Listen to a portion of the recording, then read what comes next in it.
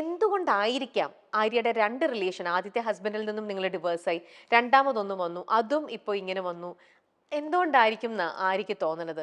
ആദ്യത്തെ റിലേഷൻഷിപ്പ് എൻ്റെ പ്രശ്നമായിരുന്നു. I was wrong from my side. അത് ഞാൻ ഇതിനു മുമ്പുള്ള ഒരു പ്ലാറ്റ്ഫോമിലും പറഞ്ഞിട്ടുള്ള കാര്യമാണ്. ഞാൻ അത് ഡീറ്റെയിൽ ആയിട്ട് പറയുന്നില്ല, പക്ഷെ ഇറ്റ് വാസ് തറലി മൈ മിസ്റ്റേക്ക്.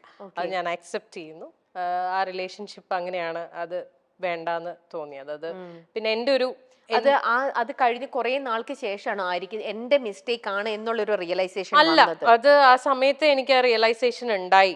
അങ്ങനെയാണെങ്കിൽ ഫൊഗീവ് ചെയ്യില്ലായിരുന്നോ? ചെയ്യാമായിരിക്കാം, പക്ഷേ നമുക്ക് എപ്പോഴും ഉള്ളിൽ ഇങ്ങനെ ഒരു പേടി കിടക്കും. വീണ്ടും വീണ്ടും നമ്മുടെ ലൈഫ് ഇനി മുന്നോട്ട് ഒന്നിച്ചു പോകുമ്പോ ഇത് വരുമോ വീണ്ടും അതിനുള്ളിൽ. Shouldn't bother us. പിന്നെ I thought he deserves A better life. അവിടെ ആര്യ തെറ്റ് ചെയ്തതിന്റെ ഒരു അതെ, എനിക്കൊരു ഗിൽറ്റ് വന്നതാണ് അവിടെ. അപ്പം I genuinely thought he should have a better life എന്നുള്ളത്. പിന്നെ he found his life partner also. ആളിപ്പം മാരിഡ് ആണ്, ഹാപ്പി ആയിട്ട് അവര് ഒന്നിച്ച് വർക്ക് ചെയ്യുന്ന ആൾക്കാരാണ്, ഹാപ്പി ആയിട്ട് പോകുന്നു. So that was meant to be. അങ്ങനെ വിശ്വസിക്കുന്ന ആളാണ് ഞാൻ. ശരിയാണ്, we have a beautiful girl child. അവൾക്ക് ഞങ്ങൾ രണ്ടുപേരും ഉണ്ട്. അവള് ഈ പറയുന്ന പോലെ വളരെ അണ്ടർസ്റ്റാൻഡിങ് ആയിട്ടുള്ള ഒരു കുട്ടിയാണ്. അച്ഛനും അമ്മയും ഞങ്ങൾ രണ്ടുപേരും ഒന്നിച്ച് തന്നെയാണ് അവളെ വളർത്തുന്നതും. അവളുടെ എല്ലാ കാര്യങ്ങളിലും ഞങ്ങളുടെ ഡിസിഷൻസ് എല്ലാം മ്യൂച്വൽ ആണ്. ആൻഡ് ഈക്വലി ആള് വരുമ്പോ, I mean whenever he wants to be with her, she goes to him. അല്ലാത്തപ്പം ഞാൻ ടേക്ക് കെയർ ചെയ്യണു. അങ്ങനെ ഒരു ഡിഫറൻഷിയേറ്റ്, അങ്ങനെ ഒരു പ്രശ്നമേ അവിടെ വരുന്നില്ല. അതാണ് ഫസ്റ്റ് റിലേഷൻഷിപ്പിൽ സംഭവിച്ചത്. സെക്കൻഡ് റിലേഷൻഷിപ്പ് ഈ പറഞ്ഞ പോലെ ചിലപ്പം ആദ്യത്തെ റിലേഷൻഷിപ്പിൽ ഉള്ള എന്താ പറയുക, അതിനുള്ള ശിക്ഷയായിട്ട് എനിക്ക് കിട്ടിയതായിരിക്കാം. സെക്കൻഡ് റിലേഷൻഷിപ്പ് ഈ പറഞ്ഞ പോലെ ഷിബ്ല പറഞ്ഞില്ലേ, ഞാൻ റിലേഷൻഷിപ്സിൽ 150% കൊടുക്കുന്ന ആളാണ്. ഞാൻ ഭയങ്കര ഇൻവെസ്റ്റഡ് ആയിട്ടുള്ള ഒരു റിലേഷൻഷിപ്പ് ആയിരുന്നു എൻ്റെ സെക്കൻഡ് റിലേഷൻഷിപ്പ്. എനിക്ക് അയാളെ genuinely from the bottom of my heart എനിക്ക് ഭയങ്കര ഇഷ്ടമായിരുന്നു. I knew he was not the perfect person and all. ആൾക്ക് ഫ്ലോസ് ഉണ്ടായിരുന്നു, ആൾക്ക് പാസ്റ്റ് ഉണ്ടായിരുന്നു, പക്ഷെ അതെല്ലാം ഓക്കെ ആയിട്ട് അങ്ങനെ തന്നെ അക്സെപ്റ്റ് ചെയ്ത ഒരാളായിരുന്നു ഞാൻ. But I never thought he would do this to me. പിന്നെ അതിന് ഞാൻ കുറ്റം പറയുന്നില്ല. മേ ബി ആൾക്ക് നമുക്ക് ഫസ്റ്റത്തെ ഒരു അടി പോലെ നമുക്ക് അത് കിട്ടി, അങ്ങനെ ഞാൻ വിശ്വസിക്കുന്നു. അങ്ങനെ ആയിക്കോട്ടെ, നമ്മൾ അങ്ങനെ ഒന്ന് ചെയ്തുകൊണ്ട് നമുക്ക് മറ്റുള്ളവരെ ബ്ലെയിം ചെയ്യാനും പറ്റില്ല. ഞാൻ ബ്ലെയിം ചെയ്യുന്നില്ല. എനിക്ക് ആകപ്പാട് ആളുടെ അടുത്ത് ദേഷ്യം തോന്നിയ ഒരു കാര്യം എന്ന് പറഞ്ഞാൽ അക്സെപ്റ്റ് ചെയ്തില്ല.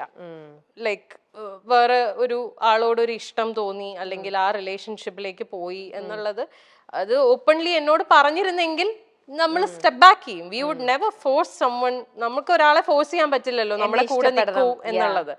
അത് ഓപ്പൺ ആയിട്ട് പറഞ്ഞിരുന്നെങ്കിൽ കുറച്ചും കൂടി നേരത്തെ, കുറച്ചും കൂടി ബെറ്റർ ആയിട്ട് എനിക്ക് ഇതൊന്ന് കം ഔട്ട് ചെയ്യാൻ പറ്റിയേനെ with the help of my people. പക്ഷെ അത് സംഭവിച്ചില്ല. അപ്പോൾ ഇത്രയും ട്രൂ ഫ്രണ്ട്സിനെ പോലെ തന്നെ ചില ഫ്രണ്ട്സ് അപ്പൊ ആര്യനെ ചീറ്റ് ചെയ്തിട്ടും ഉണ്ടാവണം. യെസ്, അല്ലേ? ഉണ്ട്. അതുകൊണ്ടാണല്ലോ ഇങ്ങനെ ഒന്ന് സംഭവിച്ചത്. അല്ലേ? അതും ശരിക്കും ഭയങ്കര പെയിൻഫുൾ ആയിട്ടുള്ള, വെരി പെയിൻഫുൾ. ആരും ഒരിക്കലും എക്സ്പെക്ട് ചെയ്തിട്ടുണ്ടാവില്ല ഈ ഒരു സാധനം ആ ഒരു പർട്ടിക്കുലർ പേഴ്സണിൽ നിന്ന് വരും. എക്സാക്ട്ലി, അതാണ് എനിക്ക് ട്രോമയായി പോയത്. അതിപ്പോ മേ ബി ഞാൻ അറിയാത്ത ഒരാളായിരുന്നെങ്കിൽ എനിക്ക് ചിലപ്പം ഇത്രയും ബുദ്ധിമുട്ടുണ്ടാവില്ല. ഇത് എനിക്ക് ആ പെയിൻ ശരിക്കും കിട്ടുന്നു, കാരണം എനിക്ക് റിലേറ്റ് ചെയ്യാൻ പറ്റുന്നുണ്ട്. എന്റെ കണ്ണിപ്പം നിറയാണ് ആക്ച്വലി. കാരണം ആ ഒരു വേദന ഒരു ലേഡി എന്നുള്ള രീതിയിൽ എന്റെ കണ്ണ് നിറയണം. നമുക്കത് ശരിക്കും നമുക്കത് ഫീൽ ചെയ്യാൻ പറ്റുന്ന കാര്യമാണ്. ആര്യ അത് യു വെൻ ത്രൂ ദാറ്റ്. ഭയങ്കര ആര്യ അത് എങ്ങനെ ഹാൻഡിൽ ചെയ്തു? It was very difficult. ഞാൻ I fell on to a depression. ഭയങ്കര ബുദ്ധിമുട്ടായിരുന്നു. I lost myself. നമുക്കത് കാരണം നമ്മൾ ജീവനായിട്ട് നമ്മുടെ കൂടെ നിർത്തിയിട്ടേ അവൾ എനിക്കിട്ട് ഇങ്ങനെ പണിയ എന്നൊക്കെ പറയണത് ശരിക്കും. അതെ, എന്റെ കാര്യത്തിൽ കുറച്ചും കൂടെ ബുദ്ധിമുട്ടായി പോയത്, ഞാൻ ഇതെല്ലാം ഫേസ് ചെയ്യുന്നത് ലോക്ക്ഡൌണിന്റെ സമയത്താണ്. മൊത്തത്തിൽ ഞാൻ പെട്ടുപോയ അവസ്ഥയായിരുന്നു. Like I couldn't do anything. എന്നുവെച്ചാൽ നമുക്കിപ്പോ ഒരു കൗൺസിലറിന്റെ അടുത്ത് പോലും പോവാൻ പറ്റത്തില്ല എന്നുള്ള ഒരാളെ ഇപ്പം നമ്മൾ പറയും ഓക്കെ ഫ്രണ്ട്സിന്റെ അടുത്ത് പോയിരുന്ന് ചിലപ്പോൾ സംസാരിച്ചാ ഓക്കെ, എങ്ങനെ പോവാനാ? മുറിന്ന് പുറത്തിറങ്ങാൻ പറ്റില്ല, because we are all lockdown. ആകപ്പാടെ ഈ കമ്മ്യൂണിക്കേഷനേ ഉള്ളൂ. പക്ഷെ എത്രയൊക്കെ നമ്മൾ ഫോണിൽ കമ്മ്യൂണിക്കേറ്റ് ചെയ്താലും ഒരു ഫേസ് ടു ഫേസ് നമ്മൾ ഇപ്പൊ ഇങ്ങനെ ഇരുന്നൊരു ബ്രേക്ക് ഡൗൺ ചെയ്ത് പോയാൽ ചിലപ്പോൾ ഇതങ്ങ് പോവും. അതും ഫോണിൽ നമ്മൾ സംസാരിക്കുന്നതൊക്കെ തമ്മിൽ there's a lot of difference. അപ്പം ആ ഒരു സാധനവും എനിക്ക് കിട്ടിയില്ല. അപ്പം ഞാൻ മുഴുവനായിട്ട് ഞാൻ അതിൽ എന്താ പറയാ ഡ്രൗൺ ആയി പോയി. ആരാ പിന്നെ ആര്യനെ ഹെൽപ്പ് ചെയ്തത്? ഞാൻ തന്നെയാ. ഇപ്പൊ എന്ത് പറയാൻ വന്നു? പക്ഷേ ഈ പറഞ്ഞ പോലെ യുനോ ഒരു പോയിന്റിൽ നമ്മൾ റിയലൈസ് ചെയ്യും. എന്നെ ഈ പറഞ്ഞ പോലെ പുഷ് ചെയ്യാൻ അഫ്കോഴ്സ് എന്റെ ഫ്രണ്ട്സ് ഉണ്ടായിരുന്നു. ഒരു പോയിന്റ് എത്തിയപ്പോൾ അവരെല്ലാവരും റിയലൈസ് ചെയ്തു ദാറ്റ്സ് ഞാൻ മുങ്ങിക്കൊണ്ടിരിക്കുകയാണെന്നുള്ളത്. അപ്പൊ അവരെല്ലാവരും അവരുടെ എല്ലാ സൈഡിൽ നിന്നും മാക്സിമം പറ്റുന്ന രീതിയിലൊക്കെ എന്നെ സപ്പോർട്ട് ചെയ്തു. പിന്നെ എന്നെ ഏറ്റവും കൂടുതൽ എന്നെ ഇതിലേക്ക് തിരിച്ചു കൊണ്ടുവന്നത് ഇസ് മൈ ഡോട്ടർ. അവളൊന്നും ചെയ്തിട്ടല്ല, പക്ഷെ അവളുടെ പ്രസൻസ് ഇൻ മൈ ലൈഫ് അത് മതിയല്ലോ. നമ്മൾ ജീവിക്കുന്ന മക്കൾക്ക് വേണ്ടിയിട്ടാണ്. നമ്മുടെ ഐ മീൻ എന്നെ സംബന്ധിച്ചിടത്തോളം ഷീ ഈസ് മൈ എവറിഥിങ്.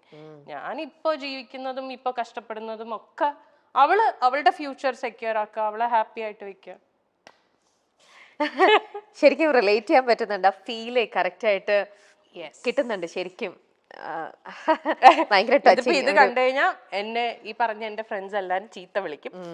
എന്നോട് പല പ്രാവശ്യം പറഞ്ഞിട്ടുണ്ട്, ഇനി മേലാൽ ഇതും പറഞ്ഞുകൊണ്ട് എവിടെങ്കിലും പോയിരുന്നു മോങ്ങിയ. പക്ഷെ അത് നമ്മള്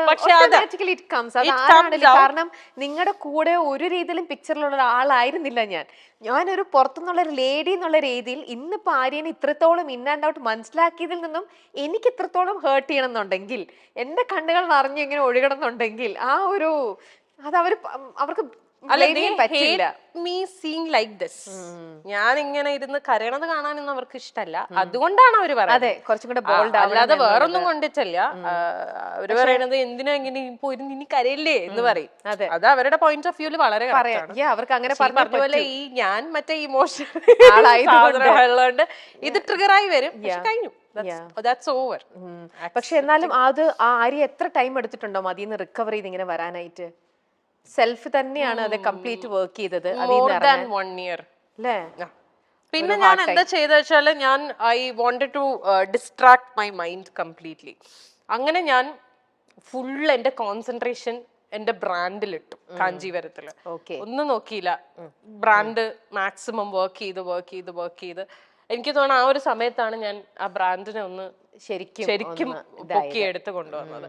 പിന്നെ അതില് എനിക്കൊരു സാറ്റിസ്ഫാക്ഷൻ, നമുക്ക് അതിലൊരു അഡിക്ഷൻ വരുമല്ലോ. Okay, when we see that okay something is working out good for us, പിന്നെ നമ്മൾ അതിലേക്കാവും ഫുള്ള്. വേറെ ഒന്നിലേക്ക് നമുക്ക് പോവാനുള്ള ഒരു മൈൻഡ് വരില്ല. കംപ്ലീറ്റ് ഫോക്കസ് അതില്ല. ബിക്കോസ് അതിൽ നിന്ന് എനിക്ക് വേണ്ടതെല്ലാം കിട്ടുന്നുണ്ട്. Satisfaction, happiness, peace of mind, everything. വേറെ ഒന്നും നോക്കില്ല. പിന്നെ തിരിഞ്ഞു നോട്ടം അങ്ങോട്ട് തിരിഞ്ഞു നോക്കുക വേണ്ട. ഞാൻ എപ്പോഴും പറയണ ഒരു കാര്യമാണ്, I am still very thankful to that person for one thing. ആളില്ലായിരുന്നെങ്കിൽ ചിലപ്പോൾ കാഞ്ചീപുരം എന്ന് പറയുന്ന ബ്രാൻഡ് ഞാൻ സ്റ്റാർട്ട് ചെയ്യില്ലായിരുന്നു. ആ സമയത്ത് ആൾ എനിക്ക് തന്ന ഒരു ഇമോഷണൽ ആൻഡ് മോറൽ സപ്പോർട്ട് ഉണ്ട്. That is huge. അതിന് ഞാൻ I will be forever grateful. ചിലപ്പോൾ അതിന് വേണ്ടിയിട്ടായിരിക്കും അദ്ദേഹം ലൈഫിൽ വന്നിട്ടുണ്ടാവും. അത് വന്നു, ഇതിങ്ങനെ ആയി, അതങ്ങ് പോയി, നമ്മൾ കുറച്ച് കാര്യങ്ങൾ അതോടെ പഠിച്ചു. ആ ഒരു അതിൽ പഠിച്ചത് കൊണ്ട് നമ്മൾ ഇപ്പോ കാഞ്ചീപുരം കുറച്ചും കൂടെ എന്നുള്ള രീതിയിൽ ബോൾഡ് ആവുന്നു. പലപ്പോഴും സോഷ്യൽ മീഡിയയിൽ വളരെ ആക്റ്റീവായ താരം റീലുകൾ പങ്കുവച്ചും വിശേഷങ്ങൾ പങ്കുവച്ചും ചോദ്യോത്തരങ്ങൾ പങ്കുവച്ചും ഒക്കെ എത്താറുണ്ട്. തനിക്കെതിരെ വരുന്ന എല്ലാ അലിഗേഷൻസിനും വിമർശനങ്ങൾക്കും വിവാദങ്ങൾക്കും എല്ലാം ആര്യ കൃത്യമായ മറുപടി നൽകാറുമുണ്ട്. തന്റെ ജീവിതത്തിൽ സംഭവിച്ച കാര്യങ്ങളെപ്പറ്റി ബിഗ് ബോസിൽ പലപ്പോഴും തുറന്നു പറയുകയും ചെയ്തു. ബിഗ് ബോസിൽ വെച്ച് തനിക്കൊരു പ്രണയമുണ്ടെന്നും ആ ബിഗ് ബോസ് ഷോ കഴിഞ്ഞാൽ തങ്ങൾ ഒന്നാകുമെന്നും ഒക്കെ ആര്യ തുറന്നു പറഞ്ഞിരുന്നു. വർഷങ്ങളായുള്ള ബന്ധമായിരുന്നു അത്. എന്നാൽ ബിഗ് ബോസിൽ നിന്നും തിരിച്ചു മടങ്ങി ആര്യയെ കാത്തിരുന്നത് വലിയൊരു ദുരന്ത വാർത്തയായിരുന്നു. കാരണം താൻ ഏറെ പ്രണയിച്ച തന്റെ കാമുകനെ, അല്ലെങ്കിൽ താൻ വിവാഹം കഴിക്കാൻ പോകുന്ന തന്റെ പ്രിയപ്പെട്ട ആളെ തന്റെ ഉറ്റ കൂട്ടുകാരി സ്വന്തമാക്കി കഴിഞ്ഞു എന്ന വാർത്തയാണ്. ആര്യ ഇത് കണ്ടെത്തുകയായിരുന്നു. ഒരിടത്തൊരു ഹോപ്പ് തന്നോണ്ടിരിക്കും. എന്നാൽ അറ്റ് ദ സെയിം ടൈം എനിക്ക് ഫീൽ ചെയ്തത് ഇതാണ്, ലൈക്ക് അപ്പൊ നമുക്കൊരു മെന്റൽ ടോർച്ചർ ആണല്ലോ അത്. ലൈക്ക് നമ്മളത് we know that there is something happening and ഞാൻ കണ്ടുപിടിക്കുകയും ചെയ്തു that there's this relationship going on എന്നുള്ളത്. അപ്പൊ എന്നോട് ഈ പറയുന്നൊക്കെ നുണയാണെന്നുള്ളത് എനിക്ക് അറിയാം. Stupid explanation. Exactly. I wanted to know how long this explanation will go. I knew the fact, പക്ഷേ I was buying all the things, the lies he was going on telling me. എന്നാൽ ഏതെങ്കിലും ഒരു പോയിന്റിൽ honest ആയിട്ട് പറഞ്ഞാൽ മതിയായിരുന്നു. ഞാൻ I don't want to do this any more എന്ന് പറഞ്ഞിരുന്നെങ്കിൽ ഖലാസ് തീർന്നു. ഞാൻ അപ്പൊ സ്റ്റോപ്പ് ചെയ്തിട്ട് എത്ര പെയിൻഫുൾ ആയിട്ടായിരിക്കും ആര്യ ഓരോ തവണയും ഇങ്ങനത്തെ കാര്യങ്ങൾ യു ന്യൂ ദാറ്റ് അല്ലേ, എന്നിട്ട് അറിഞ്ഞിരുന്നിട്ട് ചോദിക്കുമ്പോ എഗെയിൻ പുള്ളി പറയണ ഓരോ ഇങ്ങനത്തെ ഒരു ഇതിനകത്തുനിന്ന് പക്ഷെ എനിക്ക് യുനോ പലരും എന്നെ വിശ്വസിച്ചില്ല ഞാനിത് പറയുമ്പോ. എന്ന് വെച്ചാൽ ഇപ്പൊ നമ്മള് ഈ പറഞ്ഞ പോലെ ഇതിൽ വന്നിരിക്കുന്ന തേർഡ് പേഴ്സൺ ഒരു എന്റെ ഫ്രണ്ട് ആയിരുന്നത് കൊണ്ടും we had common friends also.